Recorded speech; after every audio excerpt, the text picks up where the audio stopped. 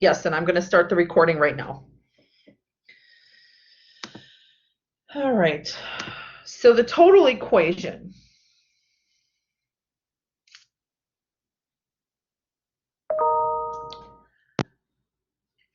We are going to use the simple equation that's in your textbook. We kind of reviewed this last time. There's 3 parts to your total metabolism. 3 components to your total metabolism: basometabolic rate, activity, and thermic effect of food. So we'll do a real short equation to find our basometabolic rate, and that is the amount of calories you burn at complete rest. Then when we look at these other 2 factors, your activity factor and your thermic effect of food, the activity factor is you pick a number between like 20% and 110% of how active you think you are. 110% would be something like, professional athlete, maybe college athlete, someone who's exercising a minimum of 3-4 hours a day. They say the average person's picking about 70%, maybe 50%, but I'll show you a way that you can gauge that. So what you'll be multiplying whatever percentage you pick by your BMR. So say you pick 50% activity. You multiply 50% by your BMR, and then you add it to the equation. Same thing with thermic effect of food. Thermic effect of food is 10% for everyone. So whenever you find your BMR, you're multiplying 10% for thermic effect of food times your BMR and then adding it back to it. So we're going to add the 3 factors together once we find out what those are. Remember, what we eat, if that's balanced by our total metabolism, the total metabolism, again, BMR, activity, and thermic effect of food, if that equals each other, you should stay the same weight you currently are. All right? If you're eating a little bit more, you would gain weight. If you're eating a little bit less, you would lose weight. That's only one theory, but we'll go over the other ones. So how to find your BMR. This is the first component of total metabolism. How do we find it? 3 ways to find it. Your textbook equation, what is your weight in kilograms times 24 if you're a male? If you're a female, it's your weight in kilograms times 24 times 0.9. That's the simplest way to find your BMR.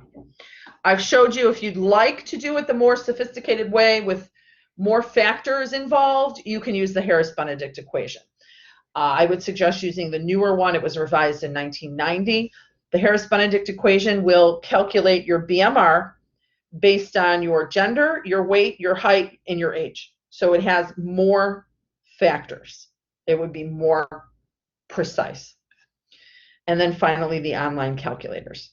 You can use these, that's fine, but I think it's important to know how to find your BMR.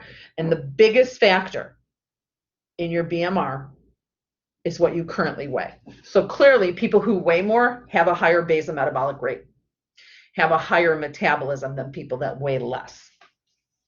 Once you find your BMR, if you lose weight, clearly you can see you would have to redo this. So when people are, changing weight, whether they're losing or gaining, I usually have them redo this every month or every 2 months to see where they're at. So to find your total metabolism, the first thing we do is find your basometabolic rate. Once we find your basometabolic rate, we pick our activity factor. Okay, this is a number anywhere between, again, 25 to like 110%. If you're moderately active, you can pick about 70%. If you're sedentary, 25%. Now in the textbook, they do have columns that will show you a little bit more in depth which percentage you should pick. Some people do 2 different percentages. They do 70%, if they're moderately active, working out 3 days a week, plus going to school, plus working a job. And then maybe they do 90% for the days that they go out and do above and beyond, like where they're participating in a sporting event or they're running a 5K. So some people pick 2 different percentages. But you want to pick a percentage, and then what we're going to do is multiply that percentage by your BMR. and that will be your activity calories.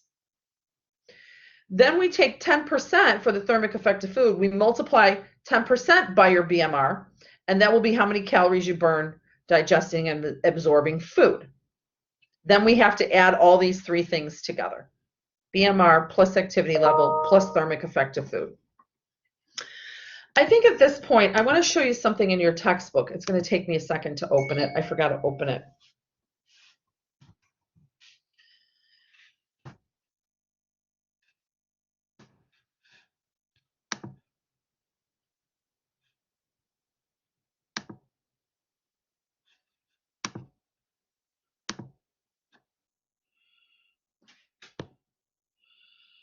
We're in Learning Module 8, Chapter 13.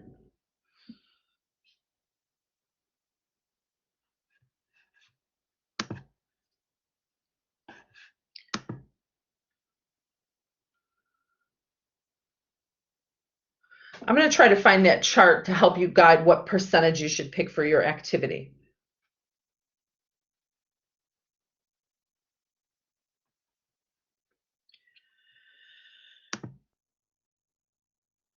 For Chapter 13.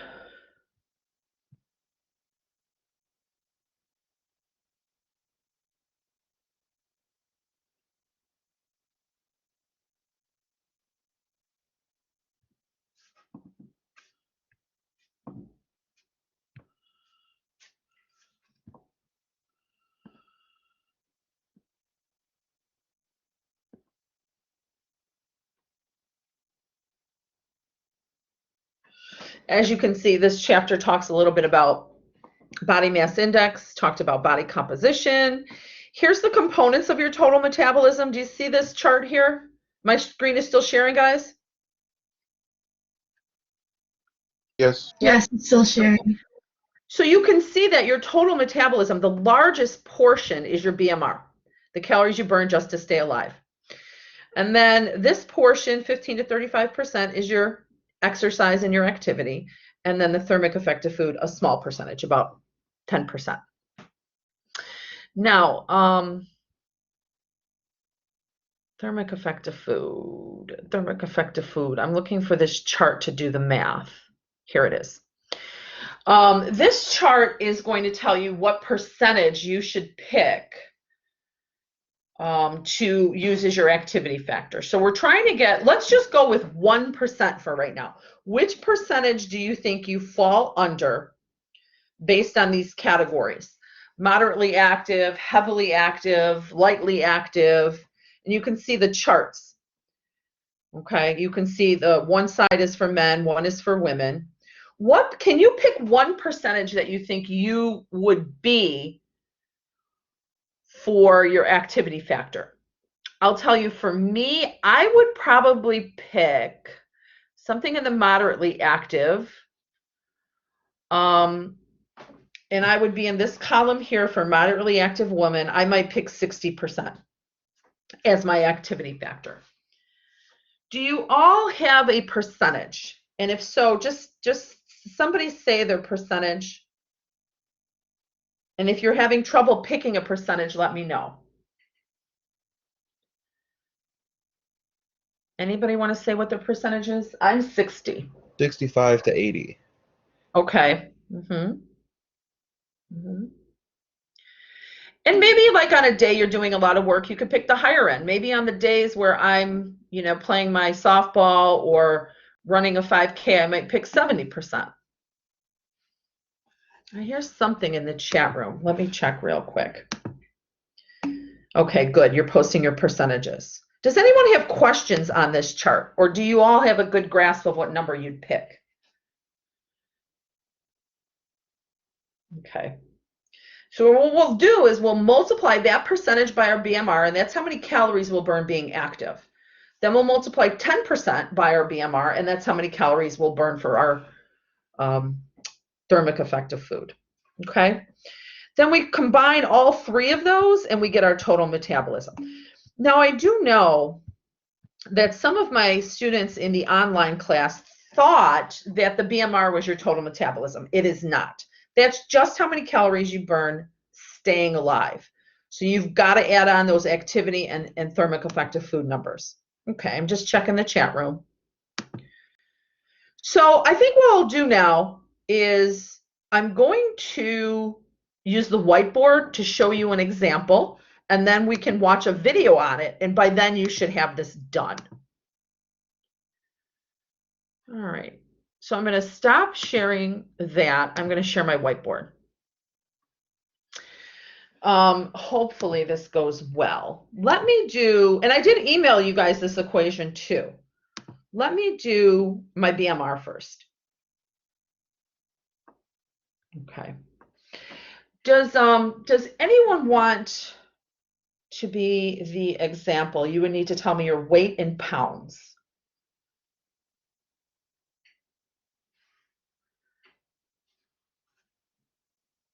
Anyone? Then you'd know your metabolism was done if you volunteer. What was the question? I'm trying to find total Sure, metabolism. I'll do it. I weigh Journey, 165 pounds. how many pounds? 165. Okay. So what we're doing is we're finding your total metabolism. Okay. And that is 3 components. The first thing we're doing is finding BMR, basal metabolic rate. How many calories Journey burns at complete rest doing absolutely nothing. Then we will add on her activity, and then we will add on her thermic effective food. So you need to do this for yourself. This is part of your discussion question. So I encourage you, if you have a piece of paper, do it along with us. Stop me if you have questions. So the first thing I'm going to do is divide her pounds by 2.2 to get how many kilograms she is. And she is 75 kilograms. Running out of space here. That's kg, okay? So you need to do that for yourself. How much do you weigh in kilograms? Okay. Then what we do is we take your weight in kilograms. Uh-oh. What happened? 75 is my weight, the weight in kilograms, right? And we multiply that by 24 hours in a day. Okay. If you're a male, you're done. If you are a female, you have to do 0.9. Okay. So you're going to do this with your information. How many kilograms do you weigh times 24 hours in a day? And if you're a woman, 0.9. And then we do the math on that. So hopefully, Journey, you're doing this with me. Did you come up with an answer? I can use my calculator right now. Go ahead and do it. I do want you to do it. And in class, every student should be doing this for themselves. 1620, 1620. Yep. Yeah. So that is how many calories Journey will burn at complete rest.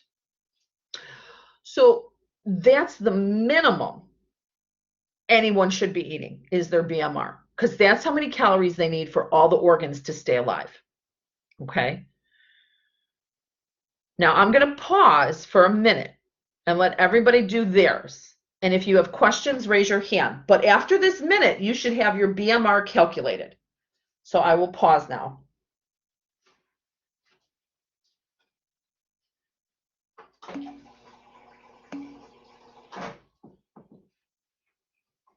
Those look good.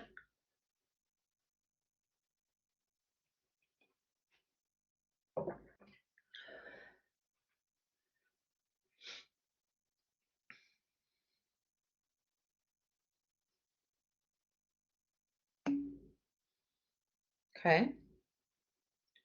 Looks good. It's probably a little higher than you guys thought it would be, is my guess. I think, when we read food packages, they tell us we should all be eating 2,000 calories a day. That is inaccurate. Every one of you will have a different total metabolism once we're done here. Yep. Those all look good. Does anyone want more time? Raise your hand if you need more time. Otherwise, we'll move on to our activity. Those look good. Those look good. So you see, everybody's different. Mm-hmm. Yep.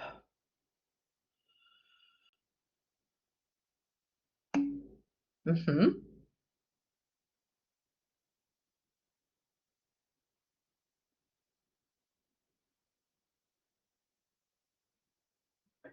Let's go on to activity. I'm just going to put activity. So it's in blue font now. So what we're going to do is you should have picked your percentage. Okay, Journey, did you pick a percentage based off of that chart I Yeah, showed you? I said 80. Okay, 80%. So what you do, guys, to find your activity, you take your BMR and you multiply it by your activity percentage. And what I do, she picked 80%. I do decimals. That's what works for my brain. So whatever percentage you picked, if you pick 50%, it's 0.5. If you picked 80%, it's 0.8. Okay. If you happen to pick 120% or 110%, it's 1.1.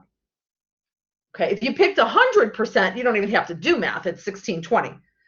If you picked 100%, it would be 1.0. So her BMR times 100% would be 1620 times 1.0, which is 1620. So let's do, Journey, do your BMR, do your activity factor, 1620 times 0.8, and tell me what that is. It's 1296. Okay. All right. Now, again, I have to pause for a minute so you all do this. If you have questions, write them in the chat room or raise your hand. Then go ahead and type your activity calories in the chat room. And what this is, Journey, and the rest of you, this is how many calories you burn doing your exercises and chores and activities in one day.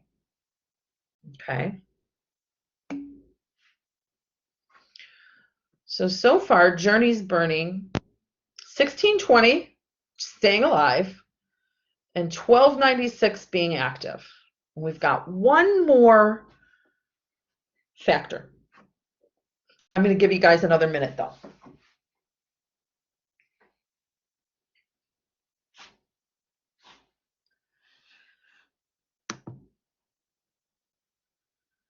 Are these calories or kilocalories? Calories. Okay. I think when you read something that says kilocalories, it should be the same thing. I think they just kind of drop the kilo off.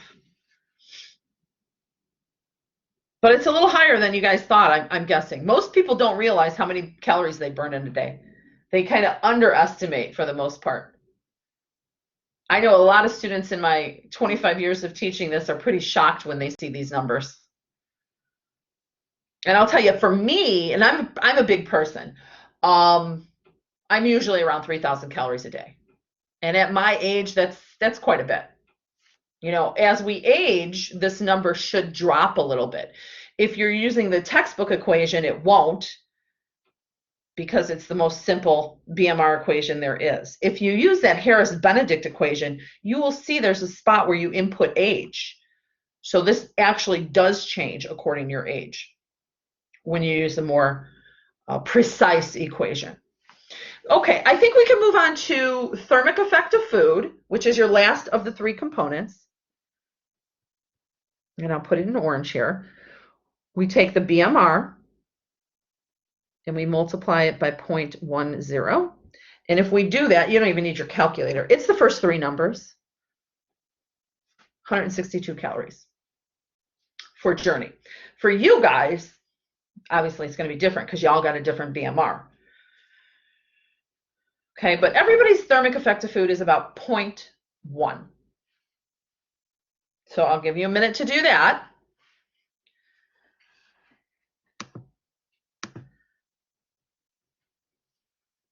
Uh-oh, I hate when that happens. It's not gauging my little finger. There we go.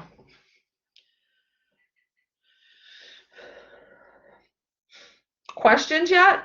You know how to get your BMR, you know how to get your activity, you know how to get thermic effect of food. So you said it's times 0.1. Yes. Mm-hmm.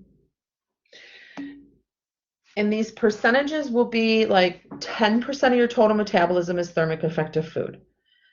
10%, anywhere from 25 to 120% of your total metabolism is your activity. And then your BMR is the largest part of your metabolism. Remember that chart we've seen, the pie chart? All right, I see 2 people in the chat room. Anybody else want to put their TEF, thermic effective food, calories you burn eating and digesting? So it is true when we hear these little rumors, we burn more calories every time we eat and every time we're active. So we should be active often and we should eat often. If you're coming up with like, oh, you should be eating 3,000 calories a day, that should be spread out between 3 meals or 3 meals and 2 snacks. We do not want only 1 meal. Every time you eat, your metabolism goes up. And that's the thermic effect of food.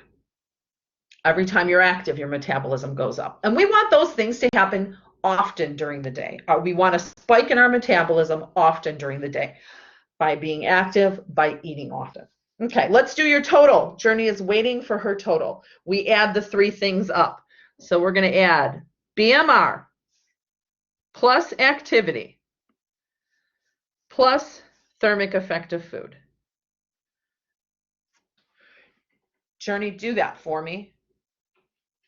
And that will be her total metabolism. 3,078 calories. Mm-hmm. And that is your total metabolism.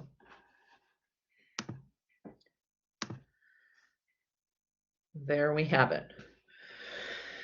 So for Journey, that is how many calories she burns in 1 day. Yep. Put your guys' total metabolism in the chat room when you're done, so I know you got it. And if you have questions, raise your hand. I don't want to go too fast. I don't want to go too slow. We will view a video from your textbook on this equation, just in case people are still being challenged. Okay. I'm looking at the numbers in the chat room. Just know you got to be honest when you're doing this equation, right? You've got to pick the activity factor that you truly think fits you. If you're helping other people, encourage them to do the same thing. Pick the correct activity factor. You can kind of print out or jot down, take a picture of that activity factor. Okay. That's in your textbook. Those numbers all look good. So you see there's a wide difference. We've got anywhere from, 2,200 up until 4,500. So everybody is different. Before we watch the video, I do want to remind you, if you're helping someone gain weight, then I would say every month or 2, you need to redo this equation. Because look here, if we're changing our weight, the BMR changes. So if somebody's successfully gaining weight, then this number would go up. If somebody is successfully losing weight, this number would go down. So this isn't going to be a permanent number unless you just want to have weight control. If you're working with someone who's losing and gaining, I would redo it after that first month. And maybe after the first month and the second month. And then as you progress on, you'll see how often you should be redoing this, okay? Is there any questions before we watch the video? So all of you will report this number in your discussion. Once we're done with the video, then we're going to talk about this number in terms of weight control. What do I do with this number if I want to gain weight, lose weight, stay the same weight? We will talk about that after the video. Okay? So any questions on this? Otherwise, we'll move on. I'm purposely moving slow because I think once I share this video, I don't know if I can come back to the whiteboard. So any questions on what's on the whiteboard? We're good. All right. Let's watch the video. Get yourself a glass of water, relax, and it is 5 minutes. In this you do the math, we are going to calculate BMR or basal metabolic rate and total daily energy needs.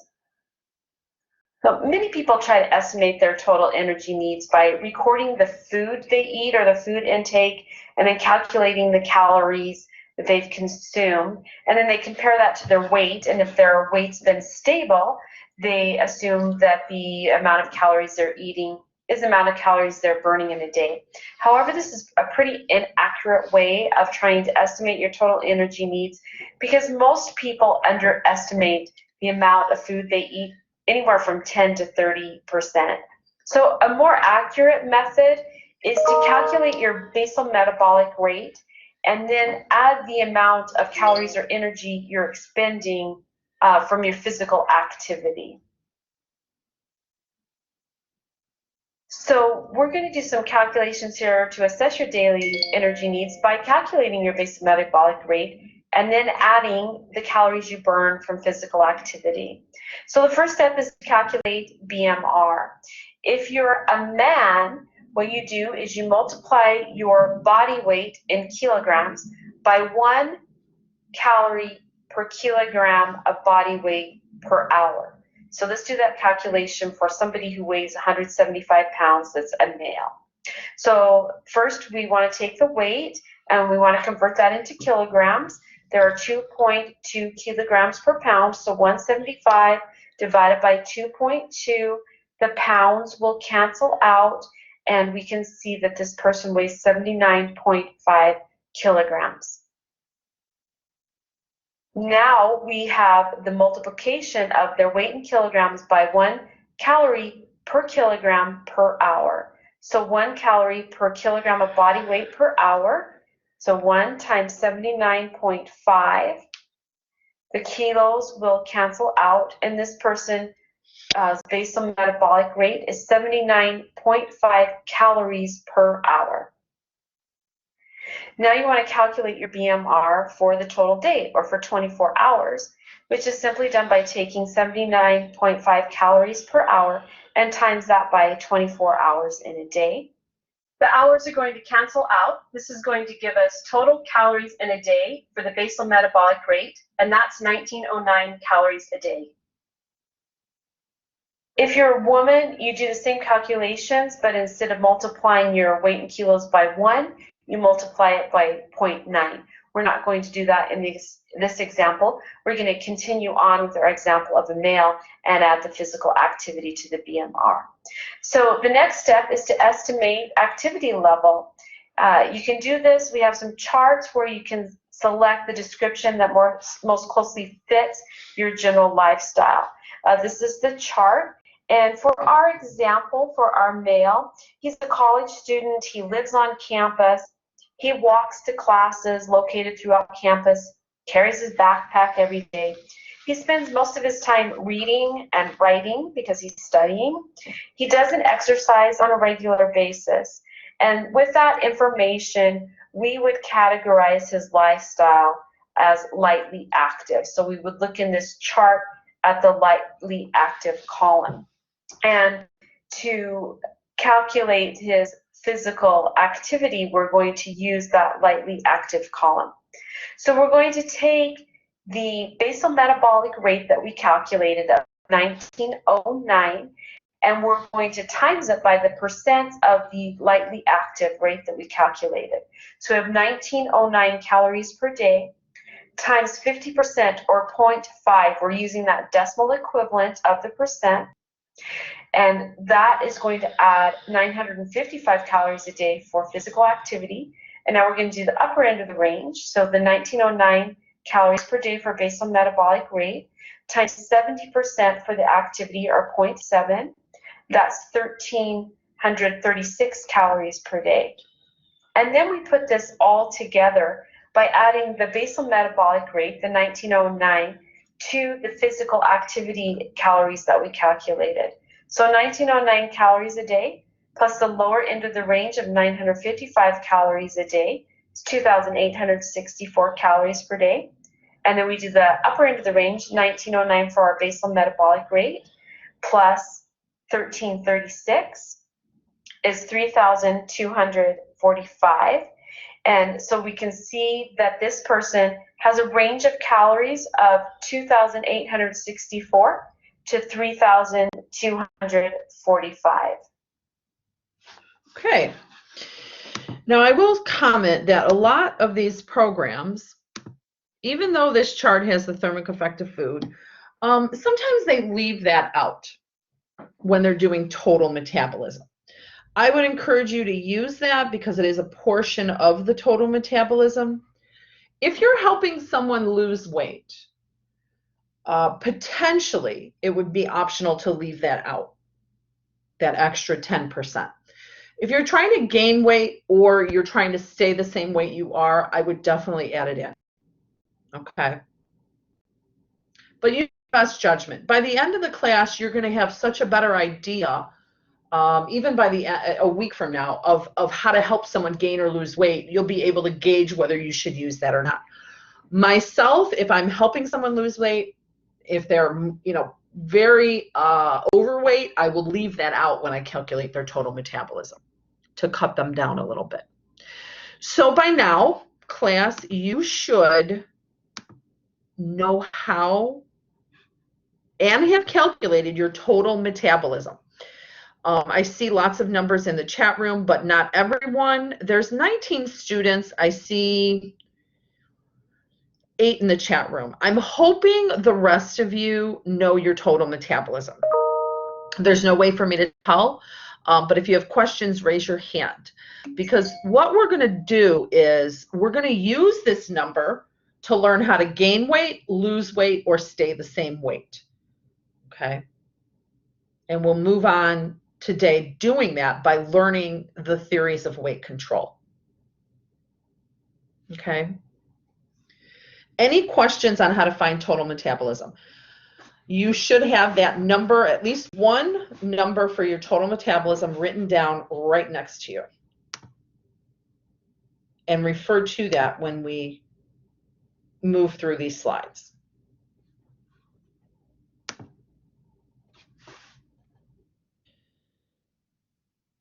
Oops. So there we have it. 3 components of your total metabolism. When you are there on the final exam, I don't believe I have you calculate someone's total metabolism on the final exam, but there is a question about this. There's a question about weight control and weight loss. When we're helping someone lose weight or gain weight, the first thing you're going to do, check their body comp. Make sure they can lose or gain weight. Okay? And we remember when we're looking at that body comp, if they're within normal range, it's going to be challenging to lose or gain weight if you're within normal range of body fat. If you're above body fat, if you're over fat, you have the capability of losing weight. If you're under fat, you have the capability of gaining weight. But once we reach this normal range, your body wants to stay there. So if you're normal body fat, your body will fight you if you try to make a change. So it's important to identify what normal body composition is. The second step is, once we determine that we can help them lose or gain weight, we find their total metabolism. That tells me how many calories they burn in one day. Your body is burning that total metabolism each day. Most of it just staying alive. Next being active, and then finally digesting and absorbing food. The biggest component is just staying alive, okay? And the simplest theory of weight control is if you eat the exact same amount that your body is burning, you will stay the same weight. I do forget, let's say, I'm just going to use an example. I'm going to write it down so I don't forget. Let's say you calculated your total metabolism as 3,140 calories. If you ate that exact amount, you should stay the same weight. If you ate more than that, you should gain weight.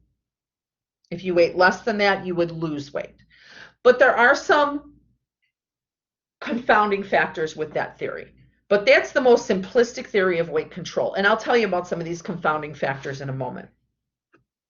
Now that you guys found your BMR, I do want to focus in a little bit about basal metabolic rate. How many calories I burn at complete rest. These are the factors that dictate my basal metabolic rate. Go ahead. I'm still confused about calories versus carbs as far as weight gain.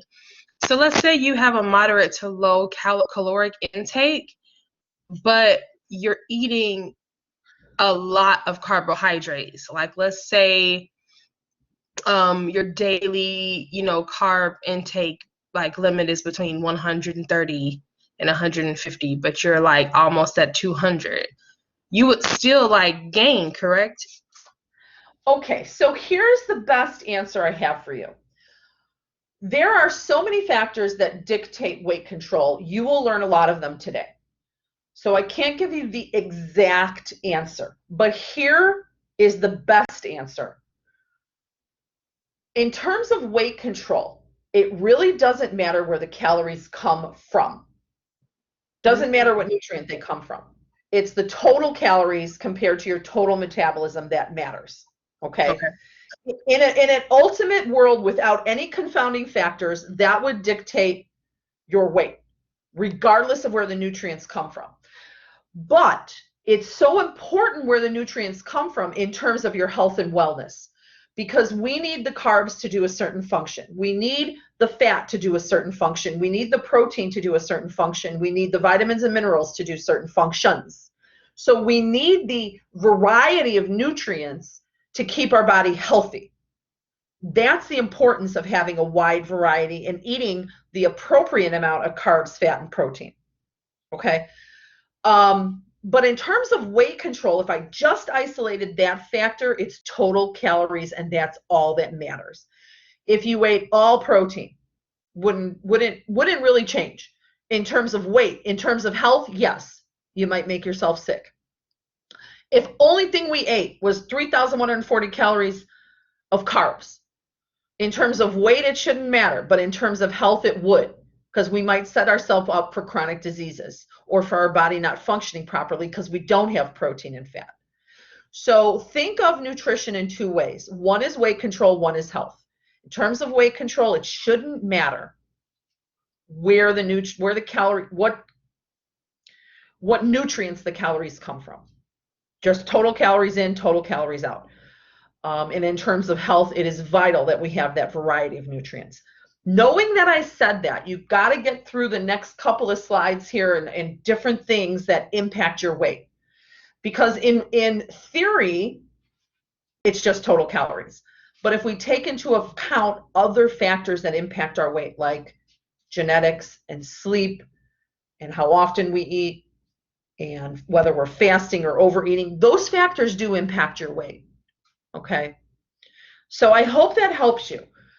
I still think, again, 25 years of teaching, many more years of studying, I still think the weight is dictated by the amount of calories you eat, regardless of where they come from. Okay? But I would never tell someone not to have the variety of nutrients we've learned because of their health and wellness. Does that make sense? Yes. Okay. Yeah, it does. Okay, thank you. So what we're talking about is basal metabolic rate. How can I control how many calories my body burns at complete rest? These are the factors that take into account basal metabolic rate, BMR. And as you look through here, there's really not too many you can personally control, except the most important one, and that's higher lean body mass. The more muscle you have, the higher your BMR will go. So this is why we encourage people to be active and to, in particular, do resistance training. If you're not someone who's doing resistance training, your BMR will be slower than it could potentially be. When you lift weights, whether you're doing calisthenics, push-ups, sit-ups, squats, lifting weights in a gym, doing resistive tubing, doing yoga, doing Pilates, you have to lift a force. You have to lift a higher force. Okay. When we lift weights, we get higher lean body mass. We get more lean mass and less body fat. That's the number one factor that controls your BMR. So if you are someone who doesn't lift weights, and when I say lift weights, that can mean your body. Like right now, I'm doing Pilates, I'm doing yoga. Occasionally, I'll use a kettlebell. You know, when I was a new mom, I would use my baby and I would lift the baby and we would play. Whatever your type of resistance training you want to do will count for this. But if you're someone who doesn't do resistance training and you start doing resistance training, your BMR will go up very fast. And your metabolism then gets a boost. You have now increased your metabolism. And within a month, you'll probably get to your goal, whether that's losing weight or getting stronger. All right. So many people are overweight because they just don't do resistance training. They may be eating healthy and they may be doing cardio, but they're not doing that extra lifting of weights. Okay. I have one more thing to teach you about weightlifting. Okay. Let me pause though and either type in the chat room what you do for lifting for resistance training, or you could verbally tell me. What are you guys doing for resistance training to increase your lean body mass? Give me some ideas. Running? No, that's cardio. Yeah, running would be cardio. Running would be cardio. I walk with weight.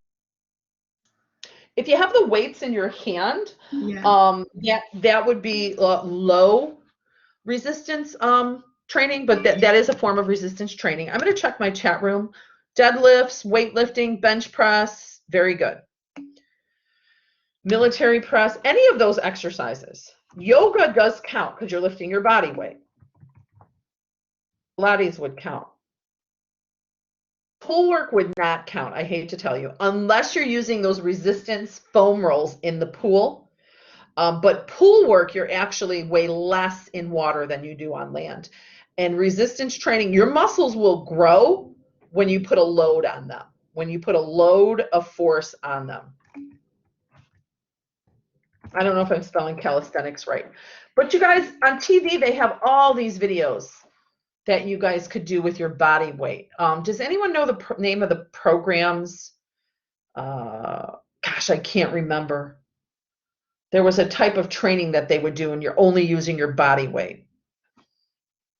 And you can do this in your home. That's the good thing.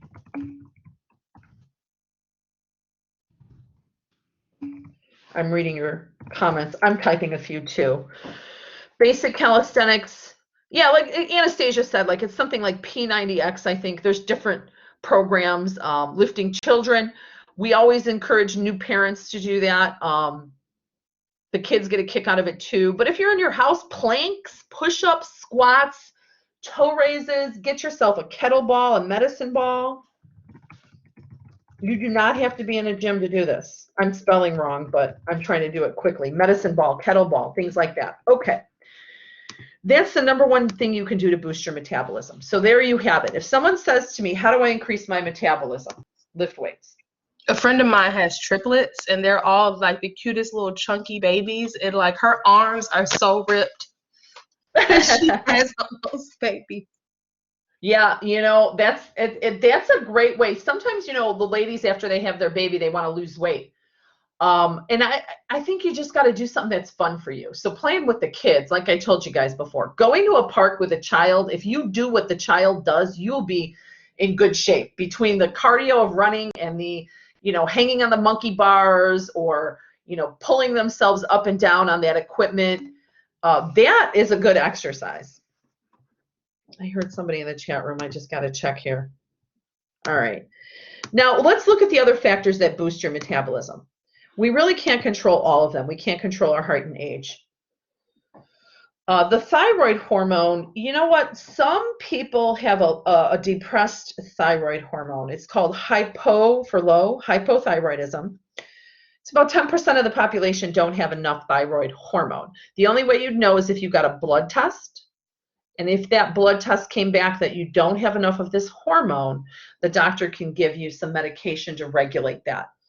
That's the only time you should take that medication, because if your thyroid hormone is too fast, it's called hyperthyroidism, too fast. That's horrible. I actually had a friend die from hyperthyroidism. So don't ever take those prescription thyroid pills if you're of normal hormone level, because it is dangerous. It makes things go too fast. If you are hypothyroidism, your metabolism's too slow, they give you the medication, you'll be back to normal. It's not a lot of people. They're saying about 10%. That's probably high, but you can check with your doctor to get that tested. Acute stress. So short-term stress will increase your BMR. The chronic stress does the opposite. It slows it down. We'll get to that in a moment. Pregnant women and women that are breastfeeding have a higher metabolism. I always tell them eat a little bit more. And we'll do a whole talk on pregnancy and breastfeeding, but we usually add on, 300-400 calories a day to compensate for that increase in BMR. And then drugs will increase your BMR, but it's not safe. I hope I don't have to tell you that. I'm thinking most of you know, but the primary drug that'll increase your metabolism is a stimulant drug. The lowest end range of that is caffeine. The worst end range of stimulant drugs would be something like cocaine or methamphetamine. Anytime we take a stimulant drug, it will boost your metabolism, but the problem is it boosts everything else, your heart rate, your blood pressure, your respiration. In some cases, that meth and cocaine kills people because it increases their heart rate and their blood pressure so much they have a stroke or a heart attack. That probably won't happen with just drinking coffee. But I would worry if a person was taking a stimulant drug to boost their metabolism, because it can be a risk factor for cardiovascular disease, potentially death. People used to take a mild stimulant in a supplement. That was the supplement like Hydroxycut or Metabolife. They used to have a drug in there called ephedrine. And people were taking this to lose weight. They would take the pill, the stimulant would increase their BMR, and they lost a little bit of weight. Problem is, if they stop taking the drug, they gain all that weight back because their metabolism would then slow down below baseline. So if you're coming in with a BMR of 1200 and you start taking the pills, your BMR goes up to 1400. But you decide, I'm not going to take these pills anymore because I feel like crap when I'm taking the pills. You go off of them, your BMR is now lower than it should have been in the first place. So you're only at 1000 BMR. So they actually backfire. The reason people stopped taking those drugs with the ephedrine is they were having insomnia, high blood pressure, fast heart rates. Their heart felt like it was going to pound right out of them. Some people did have strokes and heart attacks. So they actually made ephedrine illegal in Illinois.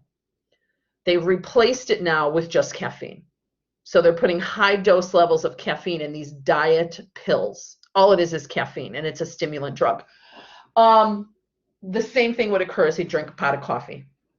You don't feel good when you drink too much coffee. I don't know if anybody's ever done that, but you get a headache, your heart, your blood pressure, everything goes too fast. These diet pills and these drugs to increase your BMR are not healthy. They're not safe. They're not going to work. Comment or question on that?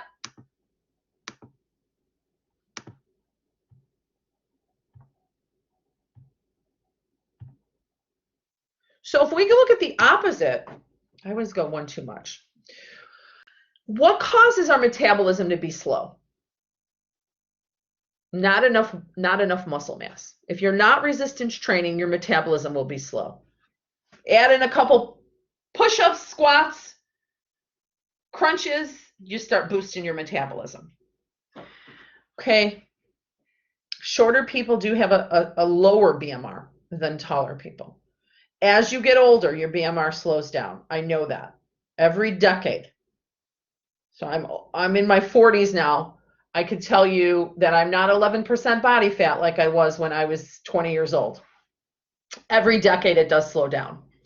We could slow down the loss of muscle mass by doing resistance training, but we can't stop that altogether. If you have a slow thyroid, if you have hypothyroidism, your metabolism will be slow. But look at these last two. These are controllable factors. So here we could do resistance training to speed up our metabolism. We can eat often. If you are starving yourself, if you are fasting, I know that some people do fasting for religious purposes, whether that might be one day or a few days. It should be temporary, the change in BMR, if you're only doing it for a day or so. It's really not going to impact you if you're just doing it for one day. But if you are on a diet where you're eating very little, you will decrease your metabolism. And we don't want that happening. You go 5 days, a week, 2 weeks without eating enough calories, your metabolism is going to slow down. Then all of a sudden you don't want to do this diet anymore. You start eating again. You have this slow metabolism and you're pouring in these calories. You're going to gain weight. That's the yo-yo diet. So eat often. If your total metabolism is 3,140 calories a day, break that up into 3 parts: breakfast, lunch, dinner, or breakfast, lunch, dinner, 2 snacks. Every time you eat, your BMR increases, all right, temporarily. And then the last one is, if you're dehydrated, your BMR will be slow. Drink your water. I know people who weigh too much because they don't drink water. They start hydrating themselves, their BMR goes up. Think of these factors when you're helping yourself, helping friends and family. First, we're talking about weight loss, but these factors count for weight gain too. Think about every little thing that a person could help them control their weight. The timing of their meals, whether they're drinking water, whether they're lifting weights. Okay, what can we control? So how do we speed up someone's metabolism? If I was to meet one of you and you said, I want my metabolism to be faster, I want to lose a little bit of weight, what should I do? There you have it. But you know all this stuff already. Make sure you're drinking your water, make sure you're sleeping right. Don't be under chronic stress. Chronic stress that is unrelenting will slow down your BMR. What ends up happening is I read a book once that talked about, if you are under chronic stress, there's a hormone called cortisol that is secreted into the bloodstream. It actually slows down your BMR to try to save calories so you could save yourself from this stress. Not a good deal. You got to do stress relief. You got to sleep enough. So many factors go into our weight.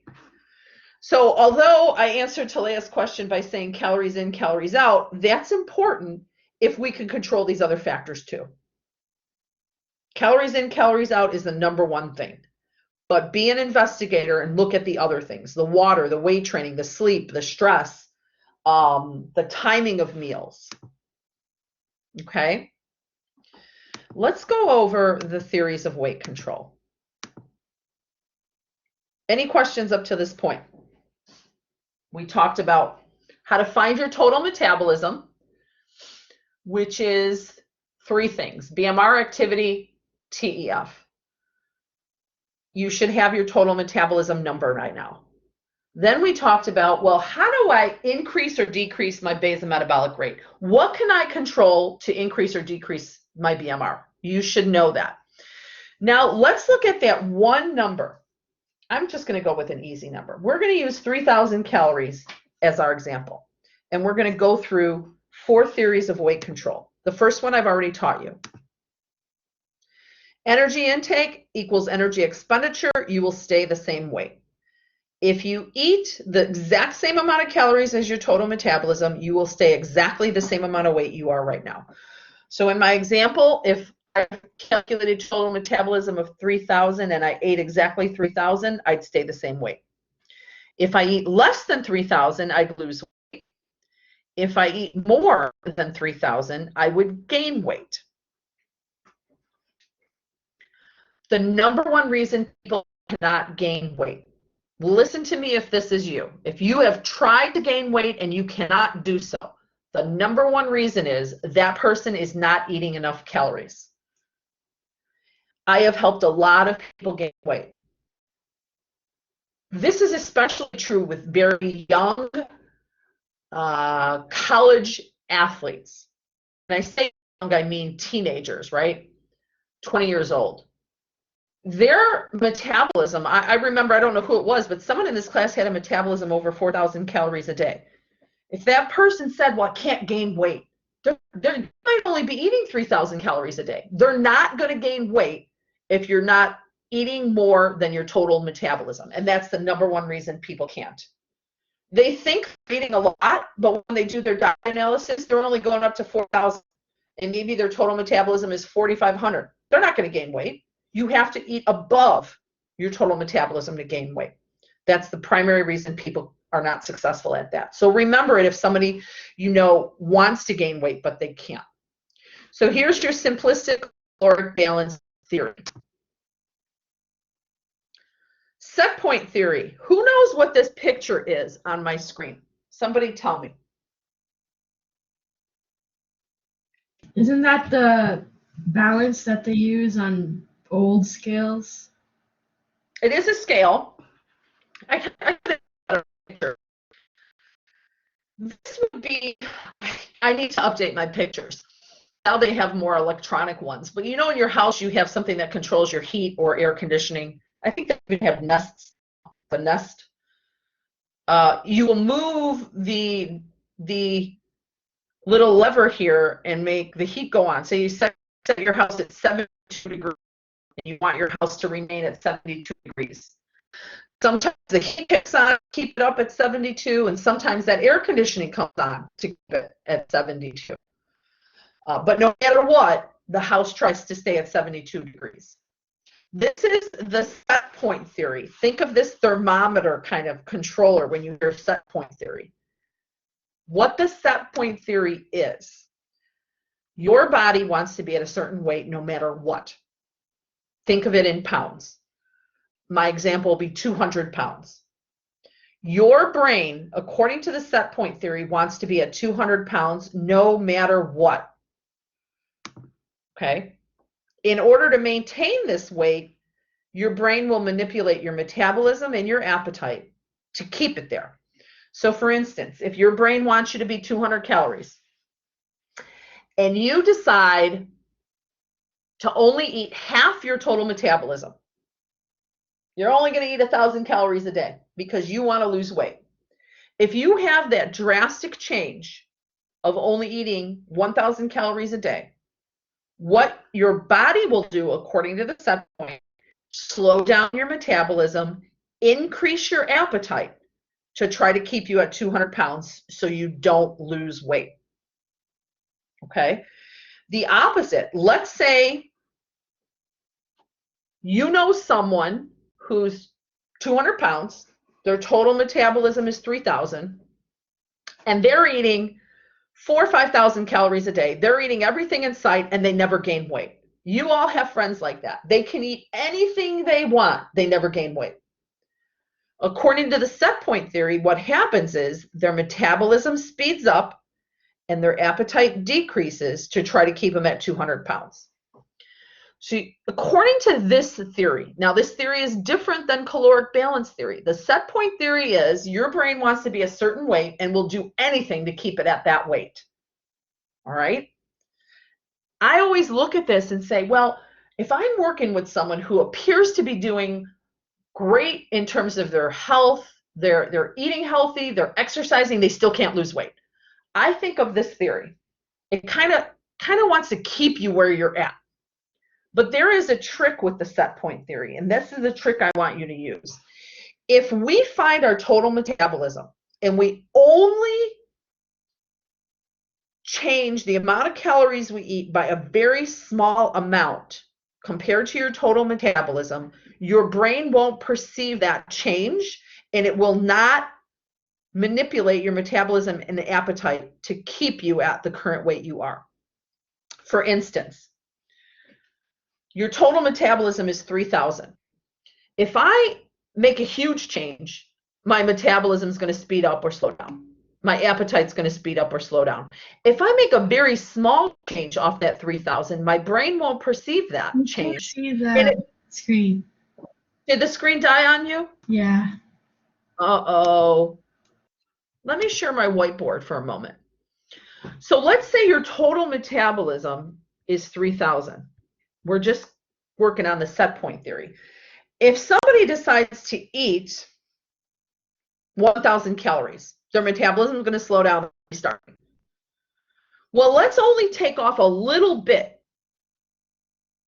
Let's only take off 200 calories a day if they're trying to lose weight. If we only change by a little bit and we tell this person, you're trying to lose weight, your total metabolism is 3,000, let's have you eat 2,800, a very small change. Their brain won't perceive it, their metabolism won't change, their appetite won't change, and they will successfully lose weight. If I told this person, oh, you want to lose weight, just eat 1,200 calories, their metabolism slows down, their appetite increases, they hate me because they're hungry, and they don't lose weight. So when you're helping someone lose weight, only take off a small amount. I put 200, that's a decent guide. And what you might have happen is, person, especially if they're largely overweight or morbidly obese, they may be coming into you eating like 5,000 calories a day. And you calculate their total metabolism is 3,000. And you tell them to eat only 2,800 calories. We're going from 5,000 to 2,800. They're going to lose weight fast. So you may think, oh, it's only a small deficit in calories. No, but going from this to this, that's a huge deficit. Lose weight pretty quickly. I want to comment another part of this, gaining weight. 3,000 calories. We want someone to gain weight. If we're following this set point theory, I'm only going to add maybe 250 calories. I tell them you got to eat this much. I don't want you overeating so much. I don't want you to overeat so much that your metabolism speeds up. If we only make small changes in the caloric intake based off of our metabolism, the set point won't kick in and you won't have that change in metabolism or appetite because your brain doesn't see it. That is what the set point is. So we will work on this next week. And what I'm going to say to you guys is, when you're helping someone lose or gain weight, just make small changes. 200 calories. If you are trying to cut or change their caloric intake a lot off of their total metabolism, the set point will kick in and it will not. So I'm helping someone lose weight. I tell them cut about 200 calories off their total metabolism. I'm helping someone gain weight. I say add about 200 calories based off of your total metabolism. All right. Changes should not be more than 500 ever. If it's a smaller person, I'm going with the 200. If it's a very big person, maybe I go up to 300, changes of 400. But I don't want them to have an increase or decrease in appetite. I don't want them to change their metabolism. I want them to stay where they're at and eat near their total metabolism. Okay. We're going to go on to genetics. This is a big one. Our health and our weight are dictated a large part of genetics. In fact, some researchers at New York think most of our health is genetic, but we can still control some of it. I certainly think that our weight is genetic, but we can still make changes. If you look at a picture of what your mom and dad looked like at your age, you may have looked a similar body shape. If you fast forward and think about you will look like at their age, potentially could be about the same body shape. That doesn't mean that you can't make changes. Both of my parents are obese. I work very, very hard not to be like that, and I'm successful at it. Both of my parents have diabetes. I work very, very hard. I do not have diabetes. You can make changes, believe me. But some people have to fight a little bit harder than others because of their genetics. Okay. The reason this happens is because of genes and hormones that we've inherited from preceding generations. We talked about leptin. In some families, that leptin doesn't work right. So when we eat, leptin is supposed to tell your brain you're not hungry anymore, stop eating.